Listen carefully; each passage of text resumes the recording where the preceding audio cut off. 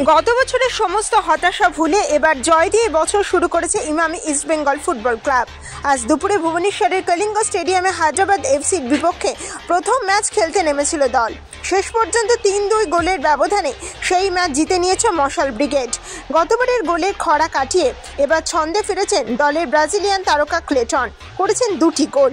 পাশাপাশি স্প্যানিশ তারকা সাউল ক্রেসপোর নিখুঁত হেড আর সেই সঙ্গে সঙ্গে সাক্ষী থেকেছেন আরও দুর্দান্ত খেলার সকলেই।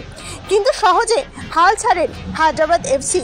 পিছিয়ে পড়তে হলেও প্রথমার্ধেই সমঝোতায় ফিরেছিল তারা, তবে দ্বিতীয়ার্ধে ফের গোল আসে সিলভার পা থেকে, যার দরুন ফের এগিয়ে যায় ইস্টবেঙ্গল। কিন্তু পরবর্তীতে ফের পেনাল্টি থেকে গোল শোধ করে যায় হায়দ্রাবাদ। তারপর সময় যত এগিয়েছে ততই লড়াই চলতে শুরু করেছে দুই দলের।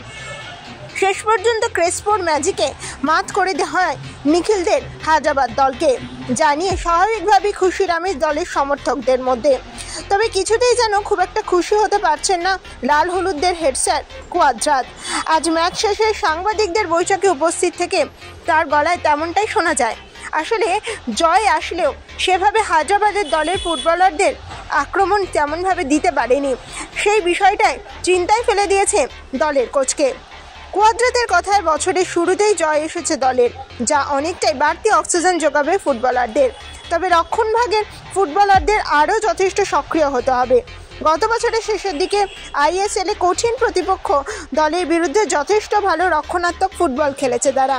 এক্ষেত্রে সকলের প্রশংসাই কুড়িয়েছেন। খুব তাড়াতাড়ি সেই ফর্মে ফেরাতে হবে। সামনে আরও কঠিন লড়াই, তার সঙ্গে চাই বাড়তি সাবধানতা। Bureau report, Kolkata 24/7.in।